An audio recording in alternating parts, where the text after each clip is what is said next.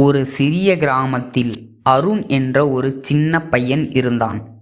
அவன் புத்திசாலிதான். ஆனால் எதையும் பாதியிலேயே விட்டுவிடுவான். படிக்க ஆரம்பிப்பான், சிறிது நேரத்தில் புத்தகத்தை மூடிவிடுவான். விளையாடப் போனால் ஒரு தோல்வி வந்தாலே மனம் உடைந்து விடுவான்.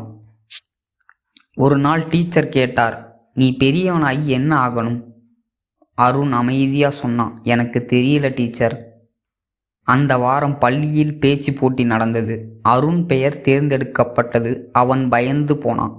அன்று இரவு தாத்தா அருணை அழைத்தார். மகனே, முயற்சி இல்லாததான் உண்மையான தோல்வி. தாத்தா ஒரு சிறிய விதையை காட்டினார். இது இன்று மரமா? இல்ல, ஆனால் தினமும் தண்ணீர் ஊத்தினா மரமா மாறும். அருண் முடிவு செய்தான், நான் தினமும் 10 நிமிஷம் பயிற்சி செய்வேன். முதல் நாள் குரல் நடுங்கியது. 2ஆம் நாள் வார்த்தைகள் வந்தது. 3ஆம் நாள் தைரியம் வந்தது. போட்டி நாள் வந்தது. அருண் மேடையில் நின்றான்.